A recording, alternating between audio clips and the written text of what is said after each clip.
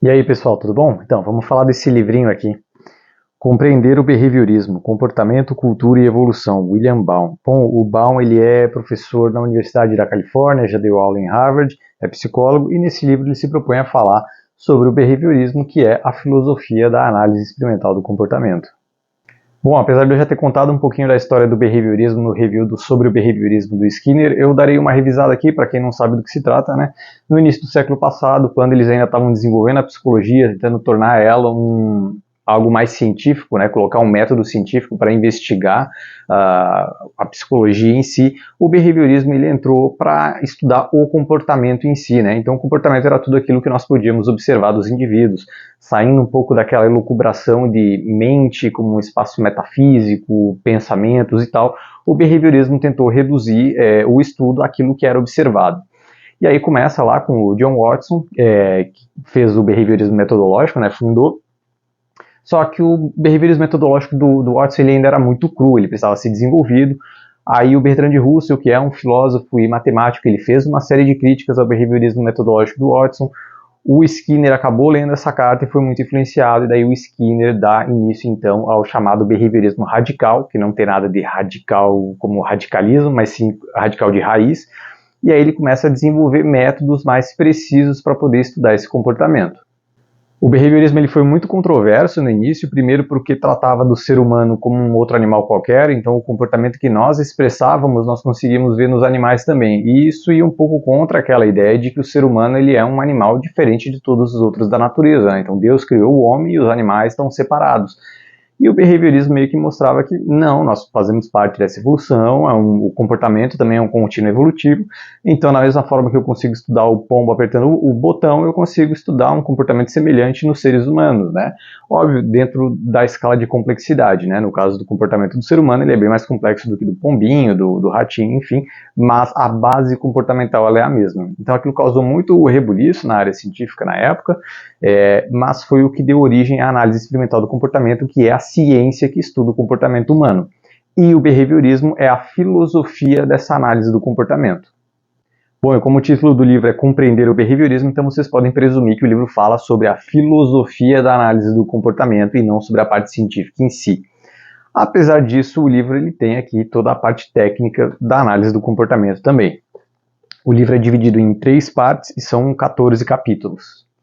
E na primeira parte ele começa falando o que é o behaviorismo. Daí são 3 capítulos. O primeiro capítulo é behaviorismo, definição e história. Então ele começa contando o contexto histórico, livre-arbítrio versus determinismo. Então ele já entra logo no início do livro falando disso, porque no behaviorismo não existe a ideia de livre-arbítrio, né? Não existe a ideia de que, bom, eu tive um comportamento, eu decidi, tomei uma decisão, tomei uma ação, o que quer que vocês pensem em termos de comportamento, que não teve influência de nada externo, não está associado a algum estímulo do ambiente que eu estou, não está atrelado a algum estímulo da minha história, não tem nada. Então, o behaviorismo ele parte da ideia de que não existe livre-arbítrio. Então, tudo que nós fazemos está atrelado a algum conjunto de estímulos, né? Nunca é um estímulo só, é sempre uma constelação de estímulos que leva àquele desfecho. E nunca são estímulos só na hora, né?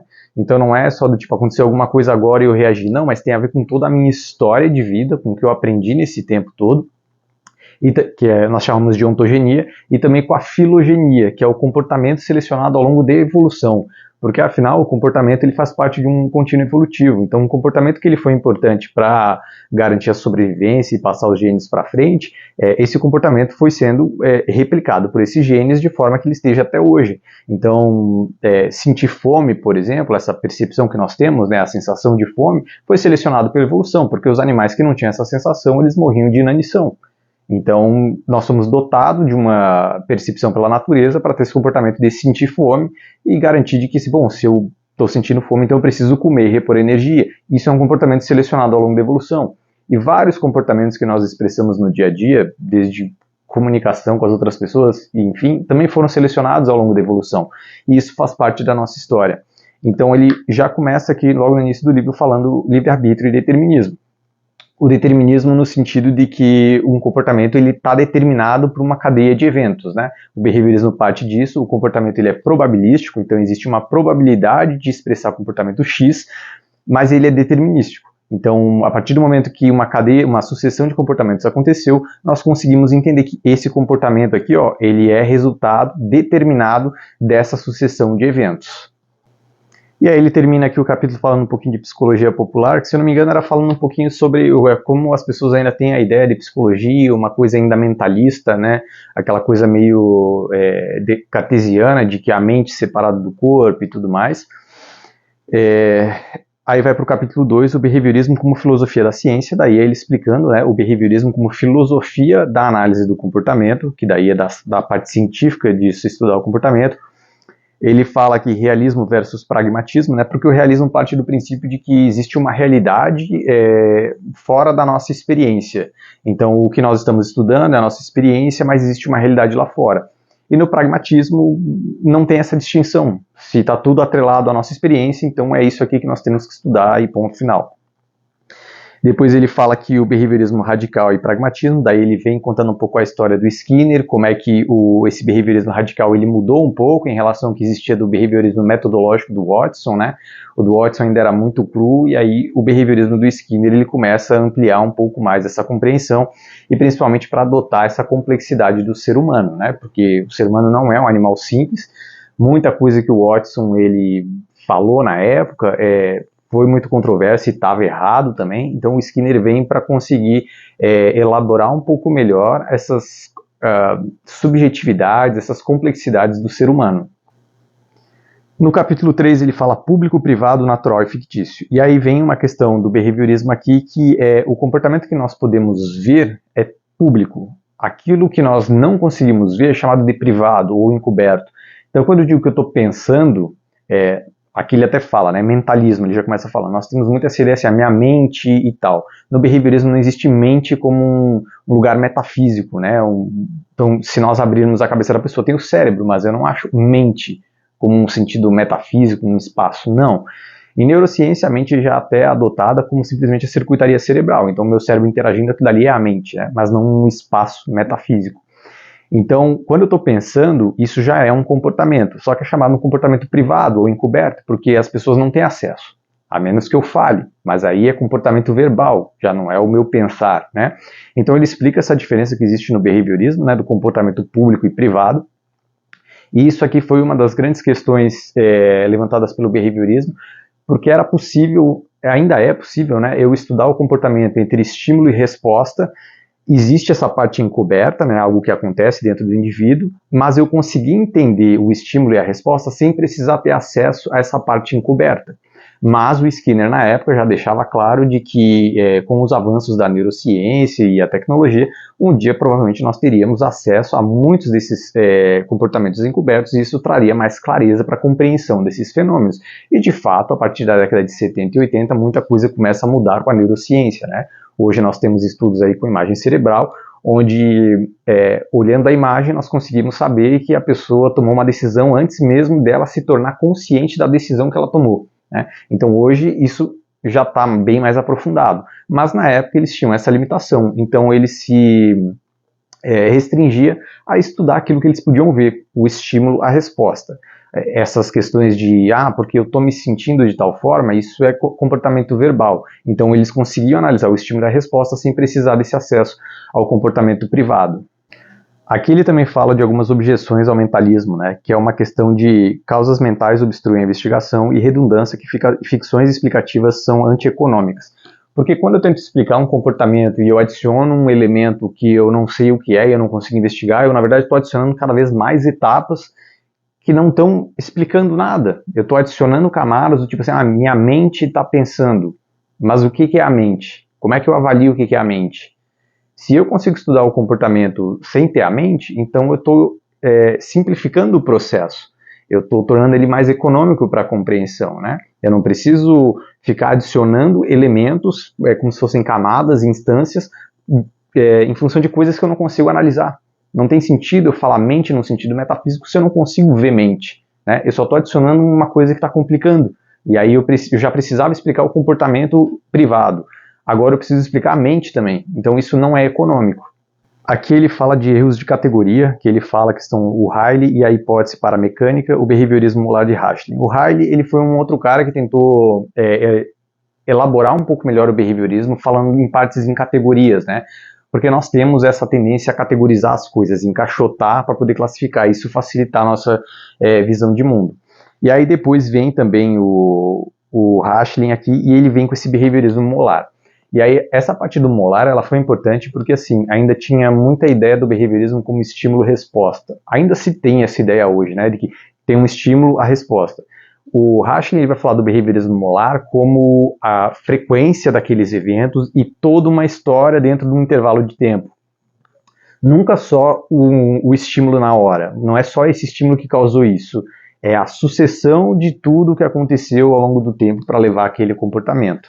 E aí ele termina o capítulo 3 aqui falando de eventos privados, né, comportamento privado, autoconhecimento e consciência, que daí ele explica um pouco dessa relação, como é que o behaviorismo enxerga esses comportamentos que nós temos uma tendência a atribuir a uma questão mentalista, né, então minha mente, um mundo dentro da minha cabeça, aquela questão de teatro cartesiano e tudo mais, e aí ele explica como é que o behaviorismo enxerga essas coisas.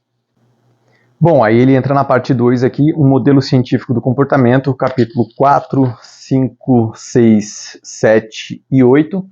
E aí o capítulo 4, teoria da evolução e reforço. E daí ele começa falando justamente da evolução de fato, né? Porque a evolução selecionou comportamentos e nós herdamos esses comportamentos porque eles foram importantes em algum momento da nossa história. E aí ele vai falando aqui relações, né, reforço mútuo, indivíduos e organizações, ele fala de exploração, né, o escravo feliz, e aí ele começa a falar já um pouco dessas relações, de como as relações funcionam em termos de reforçar comportamentos ou punir comportamentos.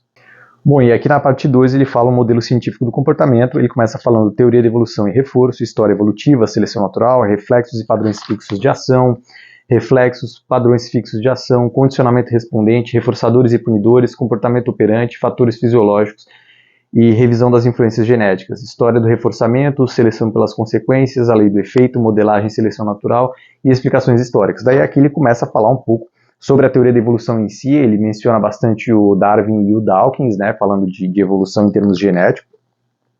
E aí ele fala da seleção natural, que é o processo de selecionando esse comportamento, porque ele foi benéfico para poder propagar esses genes, né? Então, afinal, se eu passava os meus genes à frente com uma probabilidade maior do que os outros, então algum comportamento que estava atrelado a esses genes também foi sendo passado para frente. Né? Então, se ele garantia a sobrevivência ou a reprodução, era um comportamento que acabava sendo passado adiante. Aqui ele fala de reflexos padrões fixos de ação, né? Então ele fala de alguns comportamentos que são inatos. Eu não lembro se ele menciona o Timberg aqui, porque o Timberg foi um dos etologistas que identificou alguns comportamentos que eram inatos e eram pouco influenciados por aprendizagem, né, experiência de vida. Nós temos isso, por exemplo, o medo de altura, né, tem até um experimento lá com crianças, eu esqueci o nome dos dois autores, que eles colocam as crianças numa mesa, uma coisa grande assim, e aí tem como se fosse um vão assim, né, como se fosse um vale, só que tem um vidro em cima, mas a criança não consegue identificar que é um vidro e ela fica com medo de cair dali.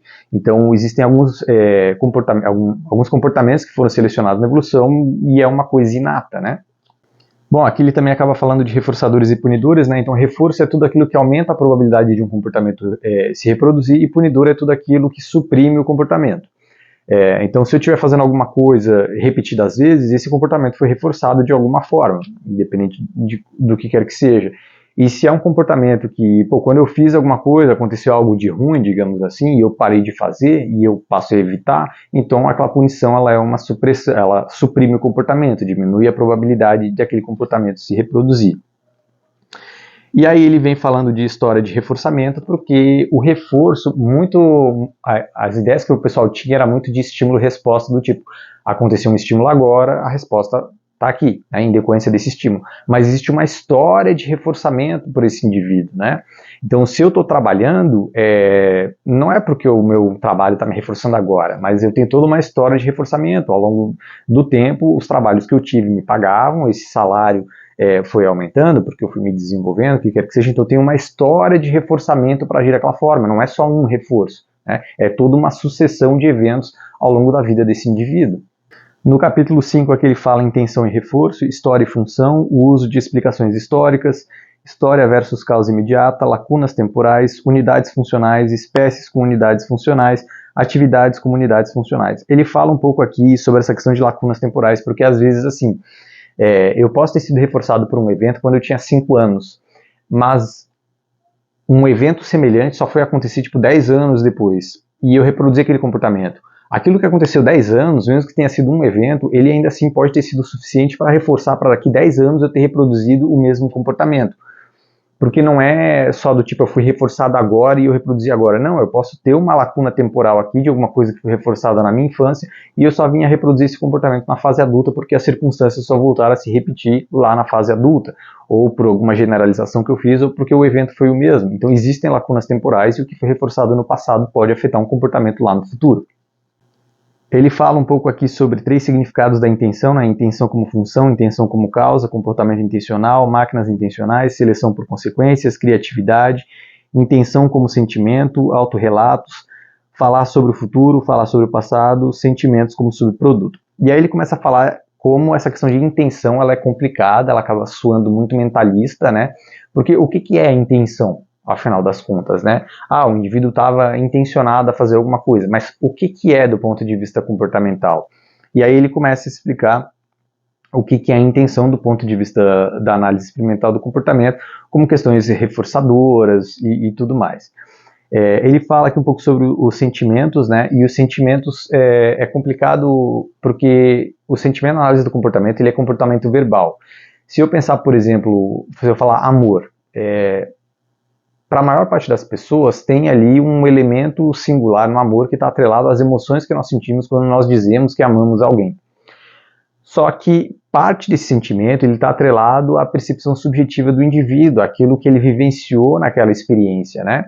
Então o sentimento ele é a emoção mais o significado que nós atribuímos à circunstância, porque a emoção ela é fisiológica, né? Então se eu sentir medo de alguma coisa, eu tenho lá uma liberação de norepinefrina, meu sistema nervoso autônomo simpático ele se prepara para lutar ou fugir, então tem uma descarga de neurotransmissores, hormônios e tudo mais. Só que eu acabo criando uma memória associada a essa emoção com o evento, e isso depois fica como um sentimento, né? Porque daí quando eu recobro essa memória, eu tenho um pouco da emoção, daquela reação fisiológica, né, da emoção, e nós chamamos isso de sentimento. Só que como esse sentimento está atrelado à história do evento, a história que cada um experienciou aquelas emoções pode ser diferente. Então o sentimento acaba tendo uma variação para cada pessoa. Como eu falei, se eu falar o que é amor, todo mundo de repente pensa naquela emoção que tem. Mas se eu pedir para descrever, cada um pode descrever uma série de coisas diferentes. E geralmente é uma descrição longa, ninguém consegue descrever o amor só com uma outra palavra, né? Então cada um vai lá e escreve um parágrafo sobre o que é aquilo, porque daí entra muita subjetividade.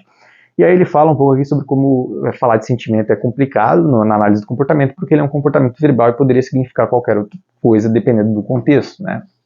Ele fala aqui também sobre criatividade, né? Porque isso era uma das críticas que existia ao behaviorismo, acho que hoje ainda existe também, de que o behaviorismo não consegue explicar o processo criativo, né? E aqui ele discorre, explicando que não, é possível explicar o processo criativo e tudo mais.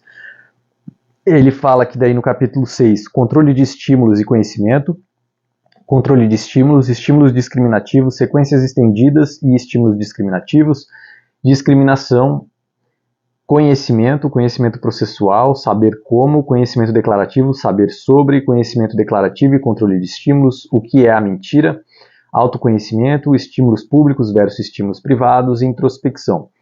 E aí aqui no controle de estímulos ele começa falando dos estímulos discriminativos, né? Porque quando nós, sei lá, às vezes eu estou andando na rua e eu lembro de alguma coisa, é porque houve algum estímulo, seja no ambiente externo ou ambiente interno, que o nosso corpo também é visto como ambiente, né, na análise do comportamento, e isso foi um estímulo discriminativo, que nós chamamos geralmente popularmente como gatilho, né, foi um gatilho para desencadear, sei lá, uma reação de ansiedade, por exemplo. Então digamos que na minha infância eu tenha sido atacado por cães e eu fiquei traumatizado com cães. E aí, de repente, um dia eu tô andando na rua, eu escutei um latido de um cachorro que, de repente, era muito parecido com o cachorro que me atacou, e isso me desencadeou uma ansiedade. E isso é um estímulo discriminativo, né? Ou eu vi uma pessoa que lembra uma pessoa que eu conheço, e aquilo me evocou uma série de memórias que eu tinha em relação àquela pessoa. Aquilo era o estímulo discriminativo. É o estímulo que discrimina a circunstância, né? Ele fala que as sequências estendidas e estímulos, tá? Então as sequências de estímulos discriminativos, né, porque um estímulo discriminativo pode puxar cada vez outro. Isso acontece muito, por exemplo, quando eu estou fazendo review de livro, porque eu não faço roteiro, né? Eu abro a câmera aqui e vou falando as coisas que eu lembro. Mas conforme eu estou falando alguma coisa que eu lembro do livro, isso já é estímulo discriminativo para eu lembrar de outras partes do livro. Então eu tenho essas sequências estendidas, né? Ele fala aqui de conhecimento, né? Conhecimento processual, que é saber como, e conhecimento declarativo, que é saber sobre. Daí ele fala um pouco aqui sobre comportamento verbal, para poder descrever, né, quando a pessoa sabe sobre alguma coisa e quando ela sabe como fazer alguma coisa, a diferença desse tipo de conhecimento. Aí ele explica aqui um pouquinho de mentira também, ele fala de autoconhecimento.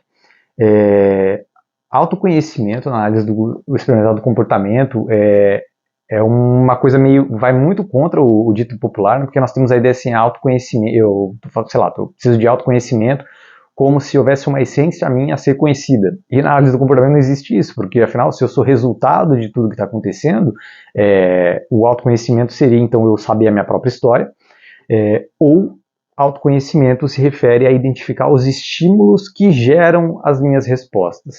Então, quais são os estímulos que estão gerando controle sobre o meu comportamento? Na análise do comportamento, nós não somos produtores do comportamento, nós somos produto do comportamento. Então, nós somos sempre o final da cadeia. Tudo que está acontecendo leva a esse indivíduo. Então, o autoconhecimento seria conhecer a própria história de vida desse indivíduo e identificar quais são os estímulos que estão desencadeando os comportamentos, né? Mas não existe autoconhecimento no sentido de uma essência a ser conhecida, o fundo da minha personalidade, ou vidas passadas, ou o que quer que seja. Não existe isso, tá? Ele fala que também o comportamento dos cientistas, observação e discriminação, conhecimento científico, pragmatismo e contextualismo, que daí ele começa a falar um pouco sobre o comportamento dos cientistas na hora de pesquisar, né, sobre o comportamento, como isso também afeta os próprios vieses, esse tipo de coisa. No capítulo 7, ele começa comportamento verbal e linguagem, falando o que é comportamento verbal, comunicação, comportamento verbal como comportamento operante, o falar tem consequências, a comunidade verbal, falante-ouvinte, o episódio verbal, reforço do comportamento verbal, o papel do ouvinte, exemplos, a importância da história, língua de sinais e gestos, animais não humanos, falar consigo mesmo, comportamento verbal versus linguagem. E aí aqui é complicado porque assim, o behaviorismo causou muito alvoroço com essa ideia de comportamento verbal, porque ele tratou a linguagem, isso que eu estou falando, ou qualquer tipo de comunicação também, né, como simplesmente mais um comportamento. E é um comportamento que podia ser explicado como qualquer outro. E também porque como se fosse um comportamento operante. Então o que eu estou aprendendo a falar é porque eu fui reforçado a falar essas palavras, né? E é legal porque ele fala aqui que, eu não lembro qual palavra que ele usa como exemplo, mas se nós procurarmos no dicionário o significado de uma palavra, ele usa outras palavras para explicar aquele significado, o significado daquela palavra. Só que existem algumas palavras que não tem uma explicação, ela só está como um sinônimo. Eu não lembro qual era a palavra que ele usava, mas tipo, tem outras duas como sinônimo. E cada vez que eu procuro uma, elas estão mencionando uma outra palavra. Então fica um negócio circular. Porque o próprio dicionário já parte do pressuposto que a pessoa teria vivido alguma situação onde ela tomaria conhecimento de ao menos uma dessas três palavras. De forma que quando ela fosse procurar no dicionário, ela encontraria alguma dessas que ela teve experiência e aprendeu o que aquilo significa. Porque as palavras foram aprendidas em contexto, ninguém aprendeu a palavra assim do nada, tinha uma relação com alguma coisa. Então as experiências, o comportamento verbal, ele era todo aprendido por uma experiência, e isso gerava um reforço, né? Então era um comportamento operante também. E aí ele explica aqui a relação do falante, né, e o ouvinte, então precisa ter alguém que está captando esse sinal, respondendo de alguma forma para a pessoa que está emitindo o sinal, né, a comunicação em si. Ele fala que língua de sinais e gestos, né? Porque alguns animais já tinha-se uma ideia de que só os seres humanos poderiam desenvolver a linguagem e tal. Tem uma série de critérios para dizer que o animal aprende a linguagem. Só que, na verdade, nós já conseguimos ensinar outros primatas a linguagem de sinais também. E eles, alguns casos aí têm se dado relativamente bem. Então ele começa a mostrar que os outros animais também podem aprender, porque como é um comportamento operante, eu poderia ensinar um outro animal que tem a capacidade de aprender. Óbvio, dadas as complexidades da linguagem de sinal dentro da capacidade do animal de aprender e de reproduzir aquilo, né? Aí entra na parte 3 aqui, que são questões sociais. Aí ele começa a falar liberdade, usos da palavra livre, ser livre e livre-arbítrio, sentir-se livre, liberdade política e social, coerção e controle aversivo, liberdade e felicidade, objeções ao ponto de vista comportamental, armadilhas de reforço, maus hábitos e autocontrole, liberdade espiritual, o desafio do pensamento tradicional. E aí aqui ele começa a entrar mais nessa questão da análise do comportamento, a parte filosófica, no âmbito da vivência prática mesmo, né? Então nas questões sociais. Então ele explica que a diferença da palavra livre e livre-arbítrio, né? Porque o livre-arbítrio, como eu falei ali no início, não tem na análise do comportamento, nós somos consequência de tudo que aconteceu na nossa vida e dos estímulos aos quais nós estamos expostos, só que o livre diz respeito ao quão bem a pessoa se sente para poder... o quanto ela não se sente pressionada ou sendo coagida de alguma forma, do tipo, eu não sinto como se a minha liberdade estivesse sendo restrita, do tipo, tem alguém me impedindo de fazer as minhas coisas, tem alguém me vigiando o tempo inteiro, então o indivíduo se sente mais livre, e esse livre está perfeitamente, né? Ele fala que até o indivíduo que está encarcerado, por exemplo, ele não está livre, mas ali é um livre em aspectos físicos, isso influencia bastante a questão de qualidade de vida e tudo mais. Então a pessoa que não se sente livre no sentido de que eu não posso fazer nada dentro de casa porque meus pais brigam comigo, eu não me sinto livre, então isso tende a diminuir a qualidade de vida, porque esse indivíduo se sente o tempo inteiro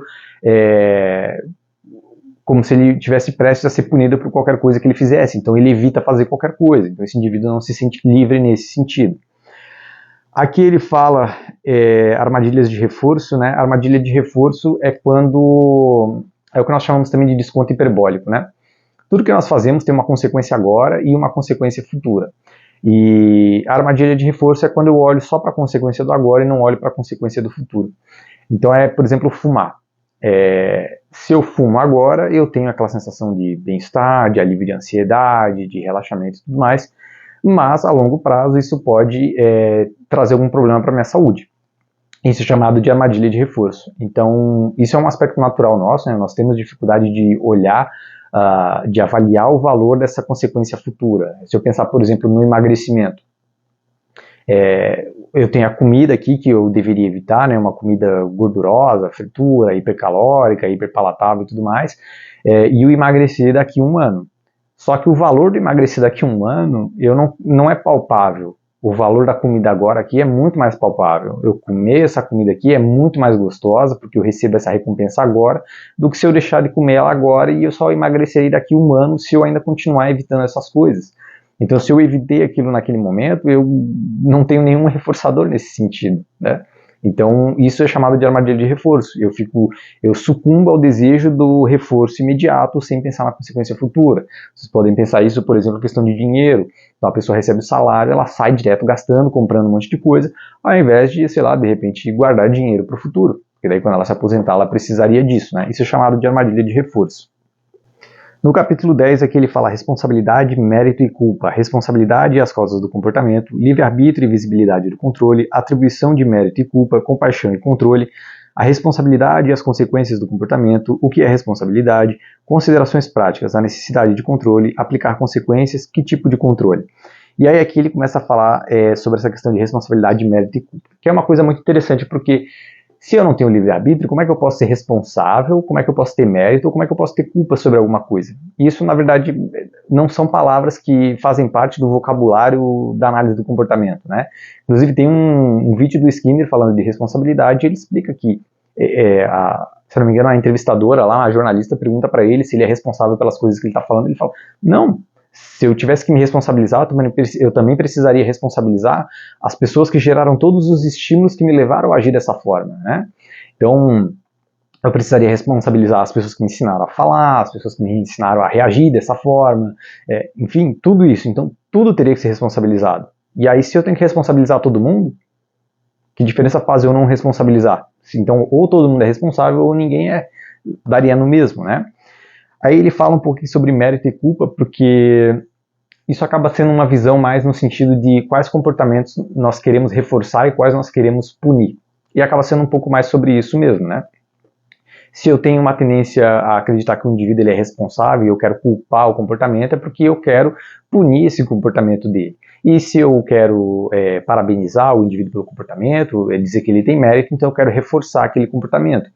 E aí ele fala justamente disso. É muito mais uma questão de quais comportamentos nós queremos reforçar ou punir para chamar de mérito ou de culpa. Só que responsabilidade é difícil falar, Porque se o indivíduo ele não é livre para fazer o que ele está fazendo e ele é só uma resposta a tudo o que aconteceu, como é que eu estou dizendo que ele é responsável? É claro que isso entra num outro debate, né, sobre criminalidade, só que não tem a ver com encarcerar um criminoso, alguma coisa, por conta de responsabilidade. Não tem nada a ver com isso.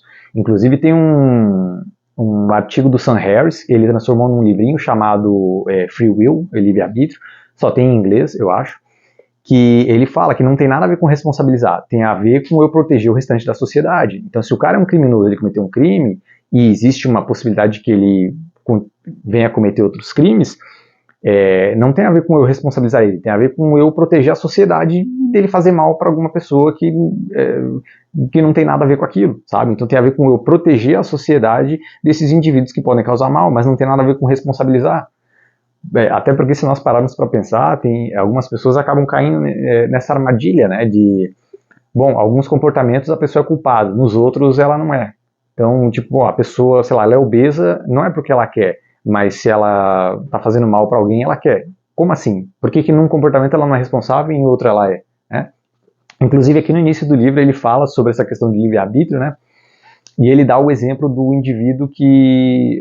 Eu não lembro o que o indivíduo faz, mas ele diz, o indivíduo ele tinha escolha. Mas aí se tiver alguém apontando a arma na cabeça dele, as pessoas dizem, não, esse indivíduo não teve escolha. Como assim? Ele não teve escolha antes, ele tinha escolha antes e de repente não tem mais? Não é que ele não tem escolha, mas a escolha dele está regida por um estímulo que induz ele a ter só uma resposta, diminui a probabilidade de ele ter várias respostas, diminui a liberdade de respostas, né? E a diferença básica é porque simplesmente a arma é um estímulo que eu estou vendo. A arma é um estímulo que está ali, presente, e eu consigo ver que esse estímulo está restringindo a minha resposta. Está fazendo com que eu só tenha uma possibilidade de responder, né? Que geralmente é a pessoa querer preservar pela própria vida. Mas quando não tem a arma, também tem estímulos que estão regendo a minha decisão, né, o meu comportamento. A diferença é que eu não estou vendo. Essa é a única diferença. Aqui no capítulo 11 ele fala relações, gerenciamento e governo. Relações, reforço mútuo, indivíduos e organizações, exploração, o escravo feliz, consequências de longo prazo, bem-estar comparativo, teoria da equidade, quais comparações? Cooperação, controle, contra-controle, equidade, poder, democracia. E aí aqui ele começa a falar um pouco sobre essa relação da estrutura da sociedade, né, como governos, uma questão política também. E aí ele fala essa questão de consequências de longo prazo, né, então quais são as decisões que nós usamos para regir a sociedade, quais são as consequências a longo prazo disso. Ele fala um pouco de equidade, né, porque nós temos essa ideia de equidade ser o mesmo para todo mundo, mas o mesmo do que? Então ele discute um pouco sobre as relações elas serem benéficas para ambos os lados, de forma que eu não tenha um desequilíbrio em termos de poder dessa relação, né? Aqui ele fala de controle contra controle, então controle, por exemplo, se eu estou num relacionamento com uma pessoa que eu gosto muito, porque essa pessoa é muito reforçadora de alguma coisa para mim, às vezes eu posso ficar muito sujeito, muito submisso a essa pessoa, então essa pessoa ela é um controlador. Mas pode ter uma situação onde eu de repente não aceite e eu precise fazer um acordo, então eu estou gerando um contra-controle. Eu estou usando uma estratégia para controlar aquilo que me controla também, né? Ele fala aqui um pouco sobre poder, então é justamente isso também, né? Quando numa relação uma pessoa pode exigir muito mais, isso é o poder, porque essa pessoa, o outro ele acaba sendo mais submisso, porque essa relação é muito mais reforçadora para aquela pessoa, então aquela pessoa tem mais medo, digamos assim, de perder esse reforço, então ela se sujeita mais a essas circunstâncias. Aí aqui ele entra um pouco a questão da democracia, né, porque acaba sendo o melhor sistema que nós temos meio que para garantir o contra-controle. Porque se eu pensar na eleição, a eleição acontece a cada 4 anos. Nós votamos para o político entrar lá na política, mas se daqui 4 anos nós não quisermos, nós achamos, não, o cara não fez um trabalho bom, nós podemos votar em outro e tirar ele. Isso é um contra-controle. Nós estamos dando poder para essa pessoa, mas ao mesmo tempo nós ainda garantimos um poder de poder tirar esse indivíduo de lá, caso ele não esteja fazendo um bom trabalho. Então isso também é uma forma de contra-controle dentro da democracia. E aí ele explica um pouco que o sistema democrático, apesar de não ser perfeito, é o sistema que melhor garante um equilíbrio dentro das condições que nós temos hoje. Aqui no capítulo 12 ele fala valores, religião e ciência, questões sobre valor, relativismo moral, padrões éticos, a lei da natureza humana, a questão das origens, uma abordagem científica dos valores, reforçadores e punidores, sentimentos, teoria da evolução e valores, altruísmo e cooperação, valores morais, a vida plena. E aí aqui ele começa a falar um pouco já de aspectos mais práticos, né, em relação à religião, valores e à própria ciência, como que cada um acaba determinando regras comportamentais para a sociedade de uma forma geral, né, como que a ciência enxerga essas coisas. Ele fala aqui, né, a questão dos padrões éticos, a lei da natureza humana, a questão das origens. Quando ele fala aqui da teoria da evolução e valores, ele fala de altruísmo e cooperação, porque o altruísmo ele seria algo meio que contra a natureza, né? Porque afinal o indivíduo ele faz aquilo que beneficia para ele. Só que o altruísmo ele tem consequências para o próprio indivíduo.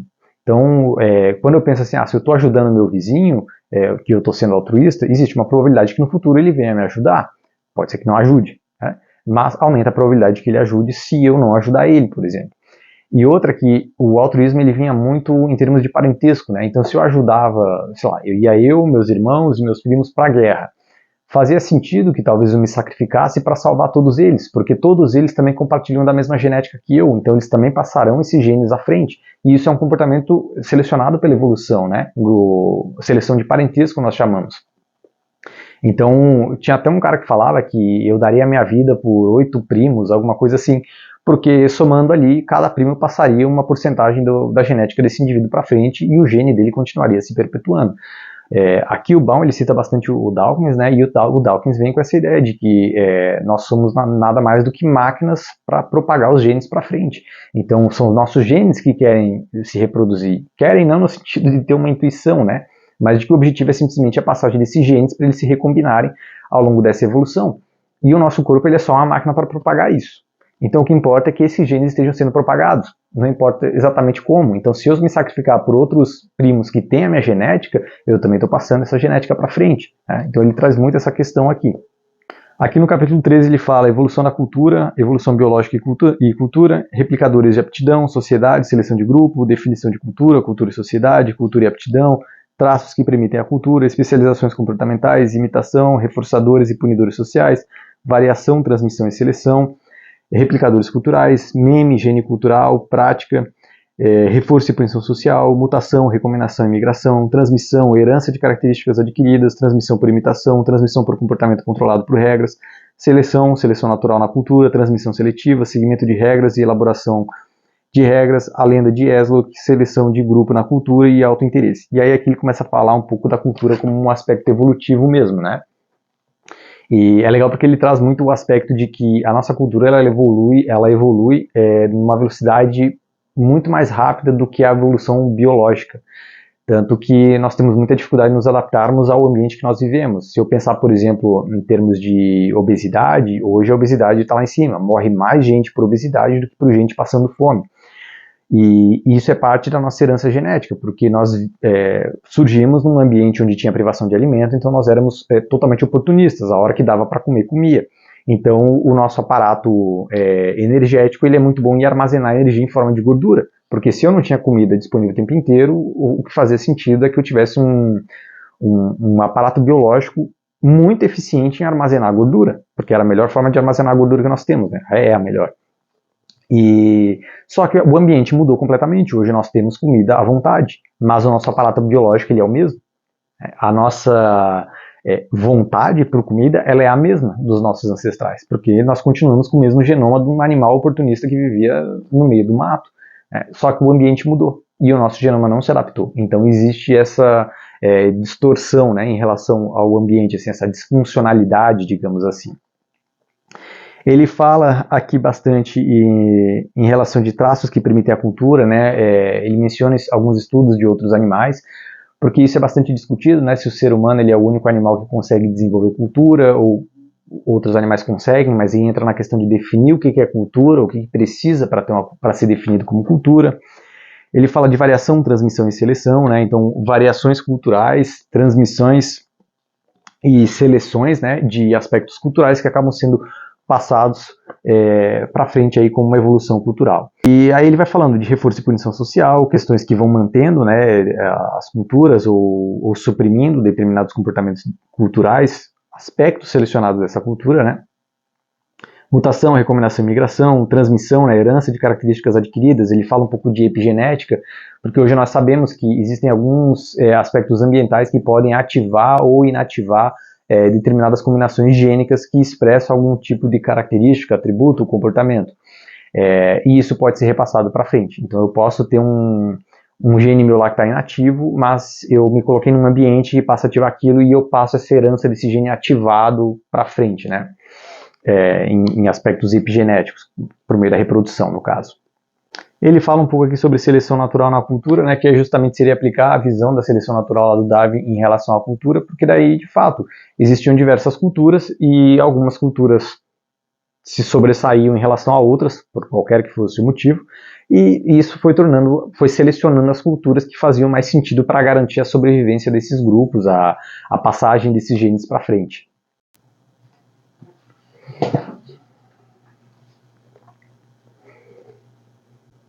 E no capítulo 14 e último, planejamento cultural, experimentação em prol da sobrevivência, planejamento pela evolução, cruzamento seletivo, avaliação, a sobrevivência como critério, variação orientada, a sociedade experimental, experimentação, democracia, felicidade, Walden Two, a visão de Skinner, interpretação de Walden Two é uma utopia, objeções.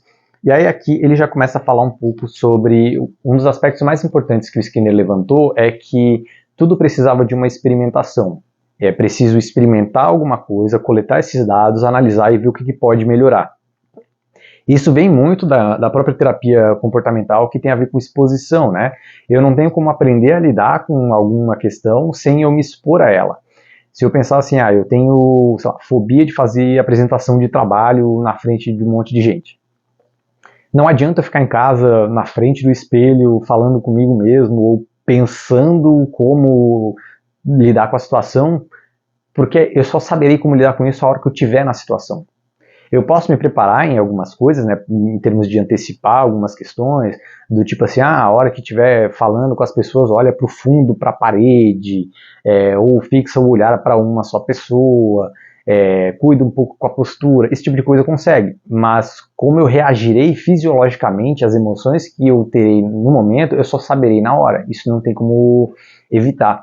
Então ele fala muito dessa questão da cultura como também um aspecto de exposição, né? Qual é a cultura, o que eu posso mudar da cultura, visando melhorar, óbvio, coletar os dados do que aconteceu e tentar reformular isso, né? Tá sempre num processo de constante mudança, porque a vida é uma mudança constante.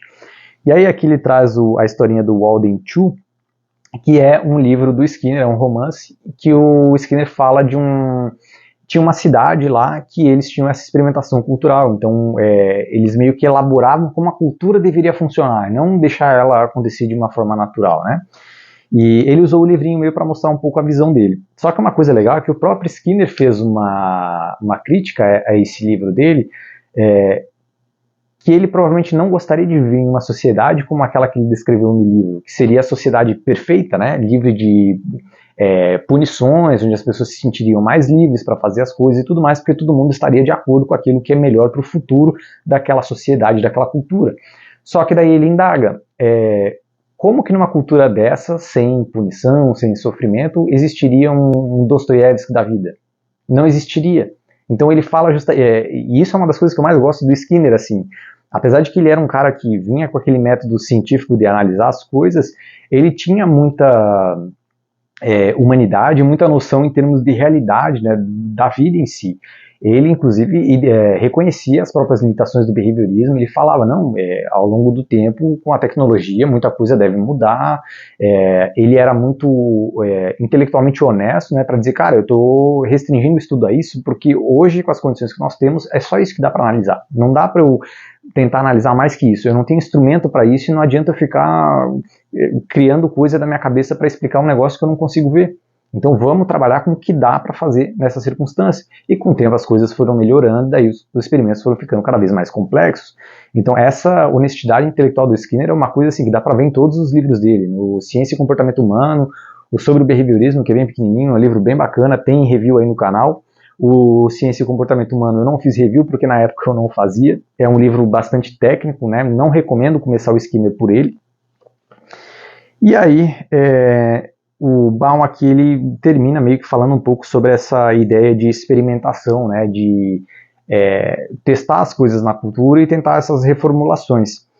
Bom, como vocês puderam ver aí, o livro aborda muita coisa, tá? Apesar de ser da parte filosófica, assim, ele tem muita coisa técnica para explicar, né? Principalmente comportamento verbal, como é que funciona a relação do falante e do ouvinte, a relação de punição e reforço. Ele tem muitos diagramas aqui. Alguns diagramas eu achei um pouco confusos, assim. Eu leio o livro um pouco mais rápido, né? E talvez possa ter sido por isso também. Só que daí nos diagramas ele só coloca as letrinhas, né? Então SD é estímulo discriminativo, SR é estímulo reforçador, e aí ele coloca várias letrinhas, só que é um monte de letra num diagrama, e aí tem uma flechinha, dois pontos significa uma coisa, a flechinha significa outra, está dividida ali por meio que duas instâncias, o que significa cada uma.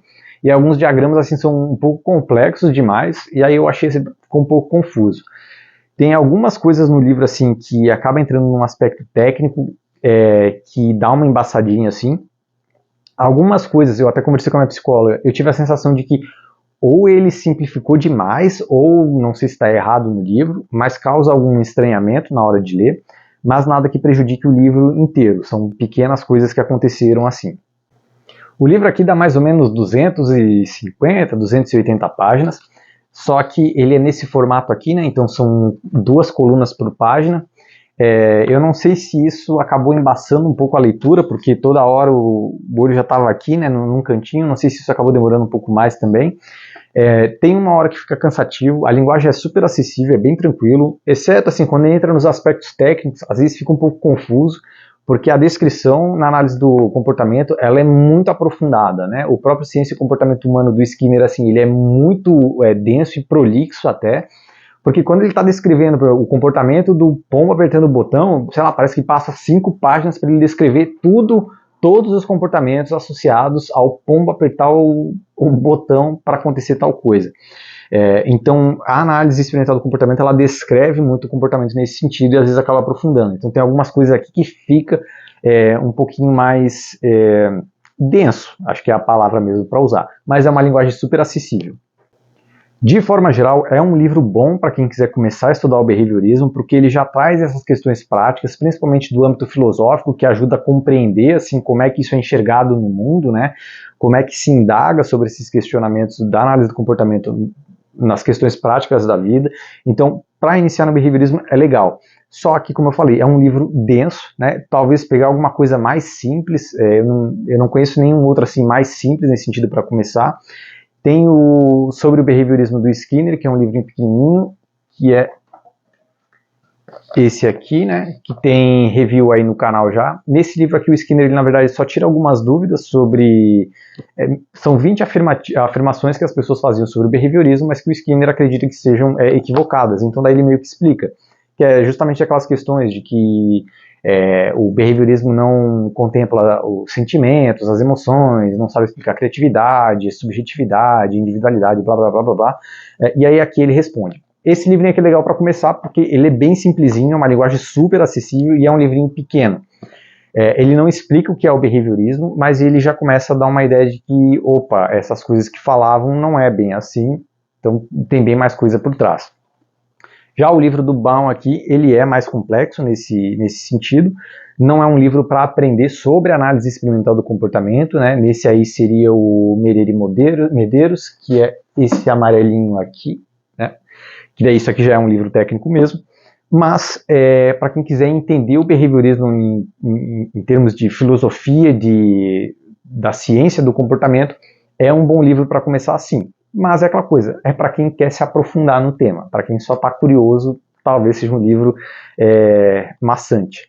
Até eu que gosto do tema, no final aqui eu já estava cansado, eu acabei demorando um pouco mais para ler esse livro, e eu já estava assim, cara, até porque o final do livro aqui, que é quando ele começa a falar das questões sociais, muitas das coisas que eu estava falando aqui eu já tive acesso a outros autores, já estava habituado com esse conteúdo, então para mim ficou só um negócio assim, pô, eu já sei sobre isso aqui, né? E só tinha que passar por um autor escrevendo, falando de uma outra forma. Mas então fica aí a recomendação para quem quiser aprender um pouco mais sobre o behaviorismo.